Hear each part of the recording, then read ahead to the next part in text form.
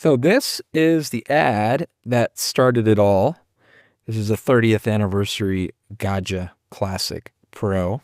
But I don't need another coffee machine, and there's nothing to fix on this one, so I kind of just passed. But it got my juices flowing, and after basting in those juices for a bit, somehow I decided, hey, I'm going to powder coat a Gaja Classic Pro. And before you can powder coat something, you really need to sandblast it. And in order to sandblast, you need a compressor. So I found this guy for 50 bucks on Facebook, and it's a high volume big bore compressor. So with the help of my super assistant, Gemini, I kind of went back and forth with the idea of building a filing cabinet oven. But someone nearby was letting go of this Frigidaire gallery convection oven for 50 bucks, so I picked this guy up instead. And it's a funny story because the day I was picking this up was pretty much like the first day of the big kind of floods that we started getting here. So I'm giving it a really good clean, and then I'm using some Barkeep's Friend on the very, very few rough spots that I could find. Now, my initial plan is to share a plug with the dryer, but I noticed that the oven has, for some reason, a 50 amp plug, even though it only needs a 30 amp plug. And I also noticed that my dryer plug actually seems to have some kind of arcing or thermal damage. So my new plan is to replace the outlet and the dryer plug and then get a matching oven plug. But the first thing I need to do is to make sure I actually have a ground in the outlet, which it looks like I do. A couple days later, I had all the parts I needed. So the first step is to swap out that burnt up and loose outlet.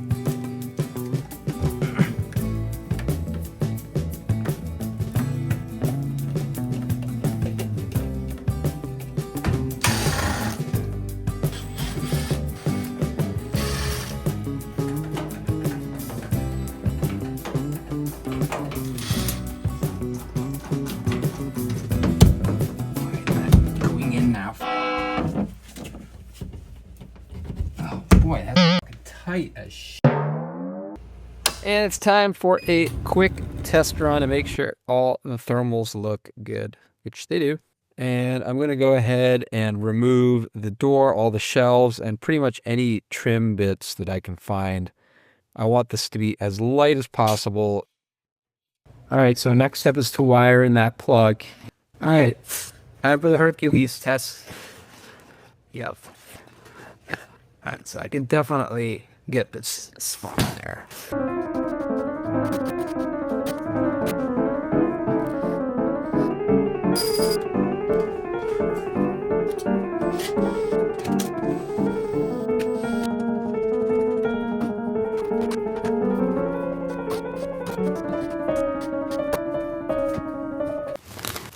All right, I got my splitter. So these are usually used for people with EVs so they can use their dryer plug to charge. So you kind of have to just know that you can only do one thing or the other, otherwise you'll trip the breaker.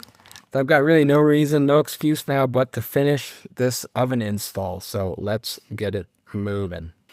This is where the oven's going, but before I can put it on that shelf, I'm gonna need to strengthen it. So I'm gonna use some modified 2x2s here and screw them in.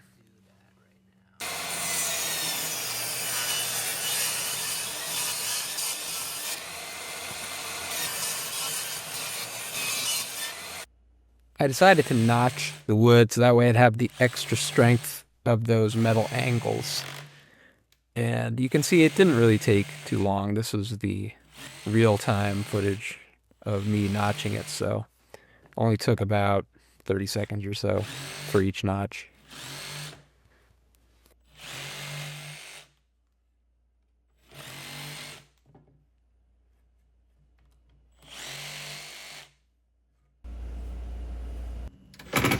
And then I just need to screw these in to secure the shelf.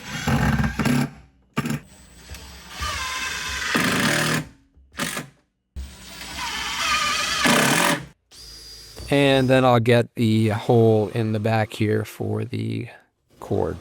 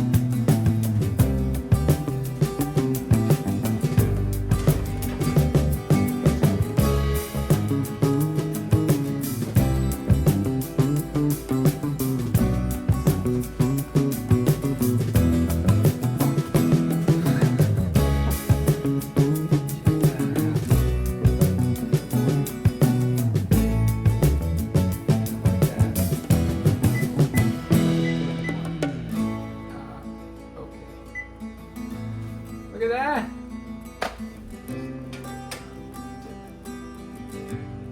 Stall, and I don't think.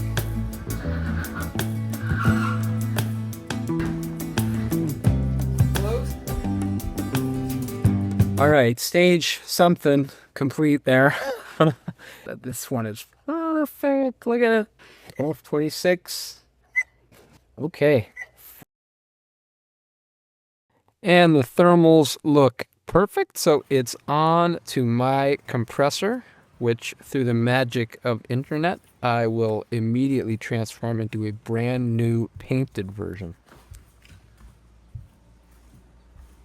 Without the motor, which I am about to reattach.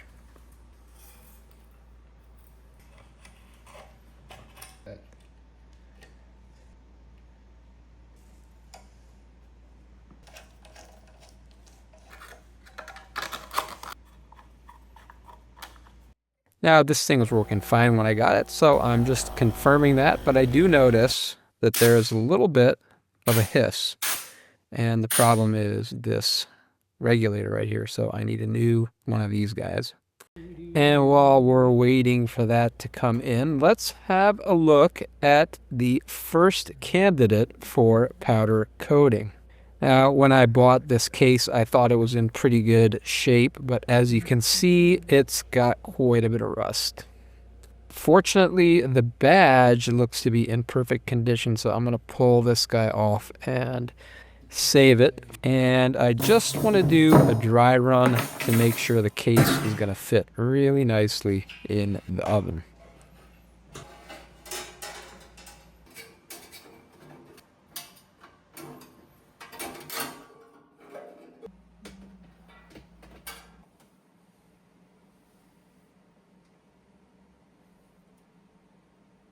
So it's finally time to put together this Vevor 40-gallon sandblaster.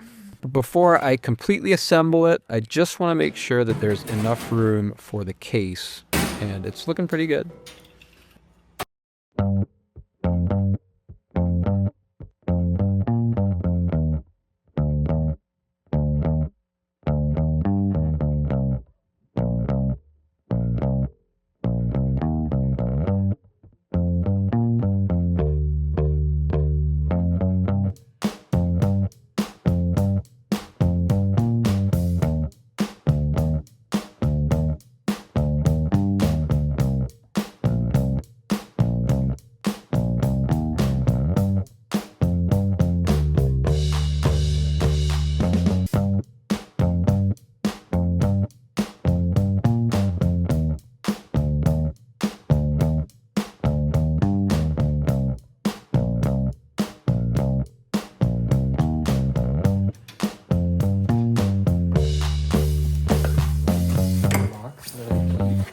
So the powder gun looks good, but while I'm reading the fine print of the sandblasting cabinet instructions, it says I need a dust extraction system. And I first went down this whole shop vac extractor route, but in the end, I just got the specific unit from Vevor.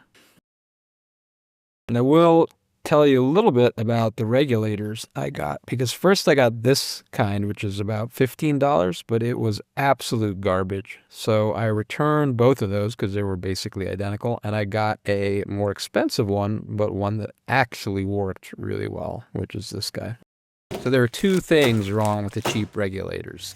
The first is the flow at higher pressures, which was terrible on those cheap ones. And then the second was that at low pressures, where I would be powder coating around 10 psi, there would be a blast when you pull down the trigger, which is obviously not what you want if you're trying to get a delicate powder coming out of this gun. This higher quality regulator is night and day. At higher pressures, the flow is really good, and at low pressures, there is no initial blast. And while I'm checking the connector to the sandblasting gun, I do hear a little hiss. And it turns out that these connectors really need a lot of Teflon tape, and I mean a lot. So I put that in and reconnected it, and it worked really well. All right, the custom shop is almost open for business. Next week, we're going to be sandblasting that gadget case and hopefully throwing it in the oven to see if we can't match the beautiful finish on that 30th anniversary gadget. Of course, there is one little snag. It's going to be hard to compare my finish with that Gadget Classic 30th anniversary finish unless I have it right here on the bench. Anyway, make sure you hit that subscribe button because next video is going to be awesome.